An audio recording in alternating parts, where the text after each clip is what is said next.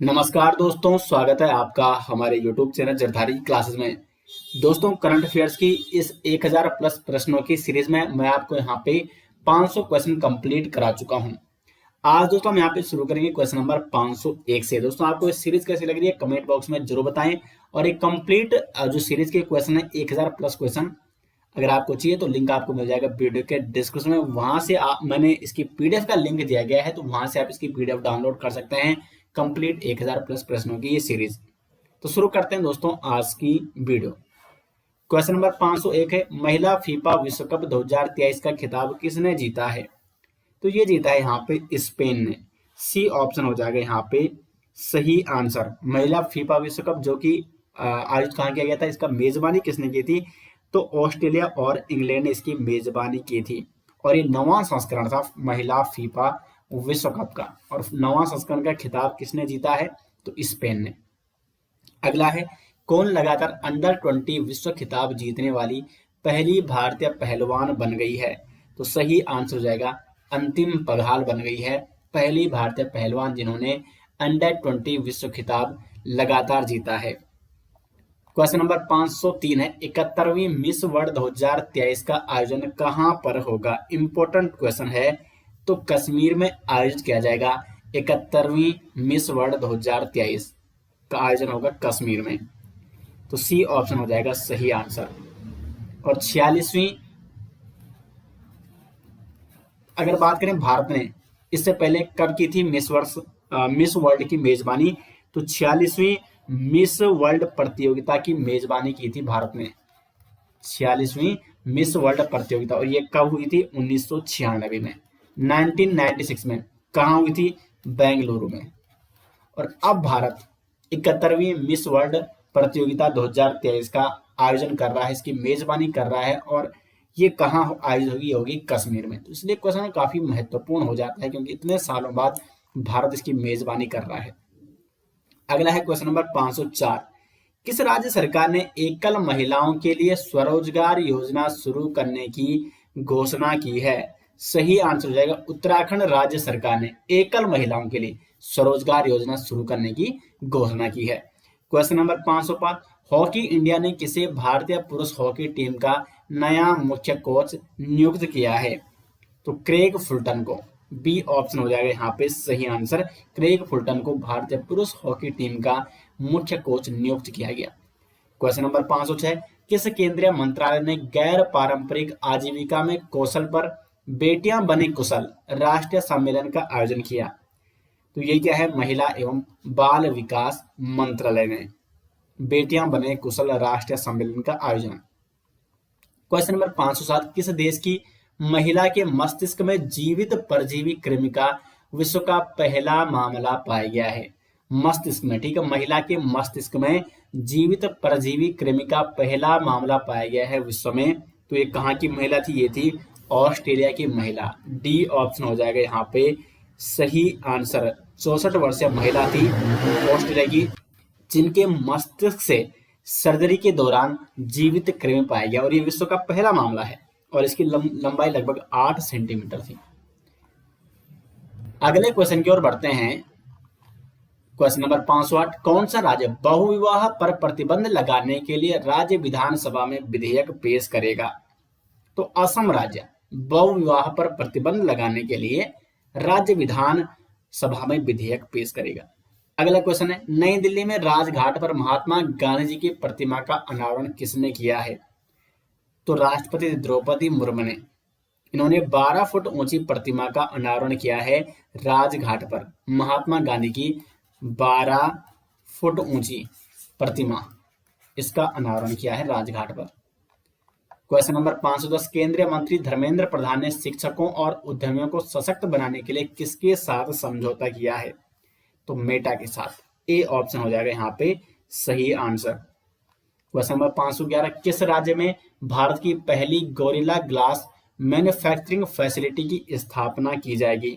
तो भारत की पहली गोरिल्ला ग्लास मैन्युफैक्चरिंग फैसिलिटी की स्थापना की जाएगी तेलंगाना में। ए ऑप्शन हो जाएगा सटीक आंसर।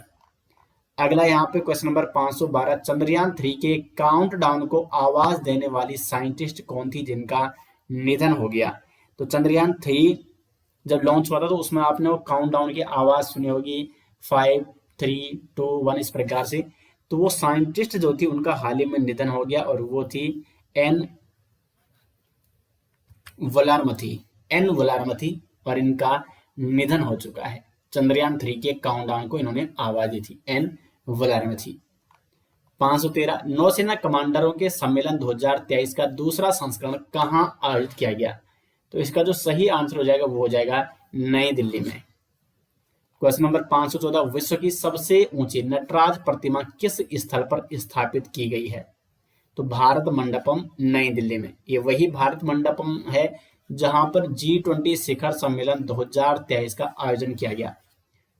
2023 जो G20 शिखर सम्मेलन 2023 इसकी मेजबानी भारत ने की थी और इसका आयोजन स्थल भारत मंडपम नई दिल्ली में है और यहाँ पर विश्व की सबसे ऊंची नटराज प्रतिमा स्थापित की गई थी।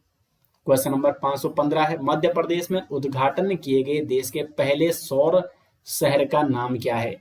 तो देश का पहला सौर शहर, इसका नाम है Sanchi solar city. Important question है दोस्तों, ये मोस्ट इंपॉर्टेंट क्वेश्चन आप इसे कर दीजिए।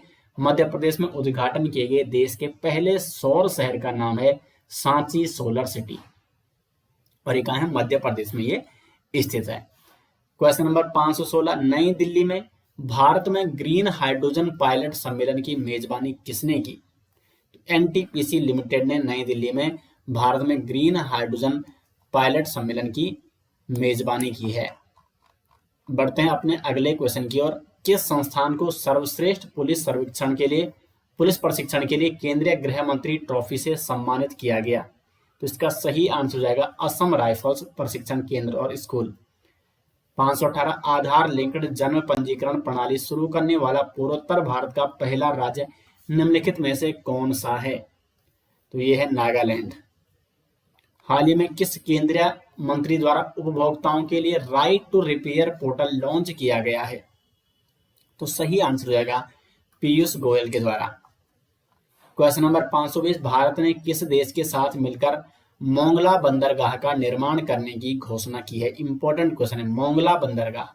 तो मोंगला बंदरगाह निर्माण करने की घोषणा की है भारत ने किस देश के साथ मिलकर? तो बांग्लादेश के साथ मिलकर। सी ऑप्शन हो जाएगा। क्वेश्चन नंबर 521 है वर्ष 2024 में 38वें राष्ट्रीय खेलों की मेजबानी निम्न में से कौन सा राज्य करेगा? तो उत्तराखंड करेगा वर्ष 2024 में 38वें राष्ट्रीय खेलों की मेजबानी।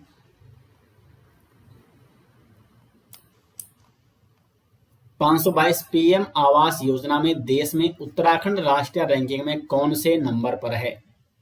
तो उत्तराखंड है यहाँ पे दूसरे नंबर पर। 523 पांचवां दक्षिण एशियाई भूविज्ञान सम्मेलन कहाँ आयोजित किया गया? तो जयपुर में आयोजित किया गया है 5वां दक्षिण एशियाई भूविज्ञान सम्मेलन। क्वेश्चन नंबर 524 अभ्यास ऑपरेशन सजग का आयोजन किस सुरक्षा बल द्वारा किया गया? तो अभ्यास ऑपरेशन सजग का आयोजन किया गया भारतीय तटरक्षक बल के द्वारा। ए ऑप्शन हो जाएगा यहाँ पे सही आंसर। क्वेश्चन नंबर 525 लोकसभा में महिला आरक्षण बिल नारी शक्ति वंदन अधिनियम किसने पेश किया? तो अर्जुन राम मेघवाल। बी ऑप्शन हो जाएगा यहाँ पे सही आंसर। केंद्रीय कानून मंत्री हैं अर्जुन राम मेघवाल। इन्होंने लोकसभा में महिला आरक्षण बिल नारी शक्ति वंदन अधिनियम पेश किया है। 526 में वह 526 ठीक है। एशियाई गेम्स का आयोजन कहाँ 19वें ठीक है यहाँ पे 19वें एशियाई गेम्स का आयोजन कहाँ किया जा रहा है? तो चाइना में आयोजित किए गए 19वें एशियाई गेम और इनके बारे में मैंने आपको डिटेल्स में कई बार बता रखा है। जो हमारी डेली करंट अफेयर सीरीज आती है उसमें बता रखा है और ये जो 1000+ प्रश्न वाली ये पीडीएफ है इसमें लास्ट में आपको एशियाई गेमों से संबंधित क्वेश्चन भी देखने को मिल जाएंगे। तो 19वें एशियाई गेम्स का आयोजन चाइना में हुआ ठीक है। कब से कब तक? 23 सितंबर से लेकर 8 अक्टूबर 2023 तक चीन के होंगझोउ में। तो चीन के कहाँ हुआ ये? होंगझोउ में। ये भी आपको नोट करना है। प्रत्येक 4 साल में आयोजित किए जाते हैं। प्रारंभ इनका कब हुआ एशियाई खेलों का? तो प्रारंभ हुआ 1951 में। बढ़ते हैं अपने अगले क्वेश्चन की ओर। 527 G20 फ्रेमवर्क कार्यकारी समूह की अंतिम बैठक का आयोजन कहाँ किया गया? तो छत्तीसगढ़ में किया गया G20 फ्रेमवर्क कार्यकारी समूह की अंतिम बैठक का आयोजन। छत्तीसगढ़ के कहा? तो छत्तीसगढ़ के रायपुर में। छत्तीसगढ़ के रायपुर में।